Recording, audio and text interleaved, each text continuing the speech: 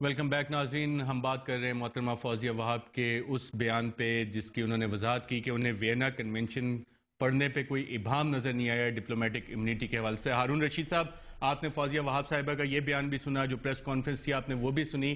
کیا میڈیا اس میں بلیم اس کے اوپر جاتا ہے کہ انہوں نے ڈسٹارٹ کیا، یا کہ کنفیوژن جو ہے وہ لیڈرشپ کی وہ ریپرزینٹ ہو رہی ہے اس بیان میں؟ دیکھیے، اب بھی جو بات محترمہ فوزیہ وہاب صاحبہ کہہ رہی ہیں وہ دراصل وہی ہے جو ان سے منسوب کی گئی ہے. میں بڑے ادب کے ساتھ عرض کرتا ہوں کہ یہ بعض اوقات انہیں نتائج کا اندازہ ہی نہیں ہوتا. ایک دفعہ انہوں نے یہ کہہ دیا کہ اس زمانے میں قرون اولیٰ میں مسلمانوں کے پاس کوئی دستور ہی نہیں تھا، صرف قرآن مجید تھا. پھر ایک دفعہ ٹی وی پہ انہوں نے یہ کہہ دیا کہ 1400 سال کی مسلم ہسٹری میں کبھی مسلم خواتین کو موقع نہیں دیا گیا. انہیں اندازہ نہیں ہوتا بعض اوقات کہ کیا کہہ رہی ہیں. سنگین مسئلہ ہے یہ. دیکھیے، کوئی اپنا جج نہیں ہوتا، جو تاثر لوگ لیں گے وہی اصل تاثر ہے. اور اس پہ آپ لوگوں سے پوچھ لیں کہ عام لوگوں کا تاثر کیا ہے. میں تو شہر میں گھوم پھر کے آ رہا ہوں، سب لوگوں کا تاثر اس پہ یہی ہے کہ وہ کہہ رہی ہیں کہ اس کو سفارتی تحفظ حاصل ہے، اور بائی امپلیکیشن یہ ہے کہ اس کو رہا کر دینا چاہیے. اب اگر یہ خود ہی نے اندازہ نہیں ہے جو کچھ کہہ رہی ہے تو پھر آدمی کیا عرض کر سکتا ہے. پرویز ملک صاحب، کیا شاہ محمود قریشی صاحب کو اس لیے فارغ کیا گیا اور دوسری منسٹری انہوں نے لی کیونکہ ان کے نواز شریف صاحب کے ساتھ کافی قریبی تعلقات ہیں؟ دیکھیں، پہلے تو میں پہلی جو بات آپ کر رہے تھے اس پہ صرف یہ کہنا چاہتا ہوں کہ ان کے ساتھ ایک اور بھی چیز منسوب ہو رہی ہے. جو ٹکر میں پڑھ کے آیا ہوں اس میں لکھا ہے کہ انہوں نے کہا ہے کہ ریمنڈ ڈیوس سفارتی ویزا پہ تھے. یہ اب آئی ڈونٹ نو انہوں نے کہا نہیں کہا، مگر یہ بھی میں نے خود پڑھا ہے کہ ٹکر یہ بھی چلا ہے کہ انہوں نے یہ کہا. اب دیکھیں جواب صاحبہ، آپ نے یہ کہا.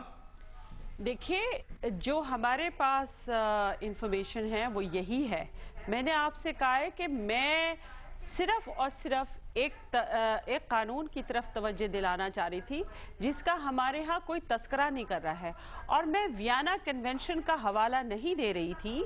میں اپنے پاکستان کے اسٹیٹیوٹری لا 1972/5 PLD میں جو چھپا ہے، اور جو کہ اس کو کہتے ہیں ایکٹ 9 آف 1972، اس کے حوالے سے میں نے بات کی تھی.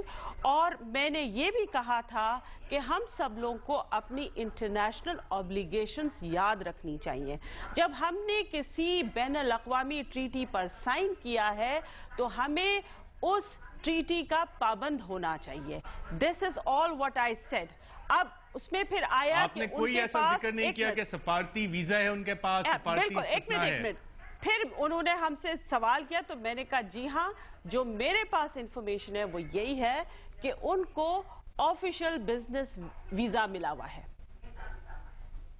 دیکھیں، جو ٹیلی ویژن پہ آیا وہ تو سفارتی ویزا کی بات کی گئی ہے. آفیشل بزنس ویزا ہم بھی کہتے ہیں. سفارتی ویزا جو ٹیلی ویژن سکرینز پہ آیا وہ بزنس ویزا ہی دکھایا گیا ہے، اور یہی ڈاؤٹ کریٹ کرتا ہے، فردر ڈاؤٹ کریٹ کرتا ہے کہ اگر کوئی آدمی بزنس ویزے پہ ہو تو وہ سفارتکار کی انٹائٹلمنٹ کیسے ہو سکتی ہے. اور اگر پہلا لفظ بھول گئے ہیں، پہلے بھی کہا کہ یہ تو بڑا سمپل اور ٹیکنیکل معاملہ ہے. پرویز ملک صاحب، یہ ویزا جو ہے اس کا عنوان ہوتا ہے آفیشل بزنس ویزا، اور اسی کو کہیں ڈپلومیٹک لفظ کہیں نہیں لکھا ہوا ہوتا ہے، چاہے وہ آپ کا پاسپورٹ ہو یا میرا پاسپورٹ ہو. اور یہ یاد رکھیے کہ ایمبیسیز میں معمولی اہلکار کو بھی وہ تمام پریویلیجز ملے ہوئے ہوتے ہیں جس کا ذکر وینا کنونشن میں ہے، اور جو ہمارا اسٹیٹیوٹری لا ہے آرٹیکل 29 and 37/2، اس میں محترمہ فوزیہ وہاب صاحبہ، آپ سے وینا کنونشن کی یہ انٹرپریٹیشن ہم ایک وقفے کے بعد دوبارہ سنیں گے اور اس پہ مزید گفتگو کریں گے ایک چھوٹے سے وقفے کے بعد.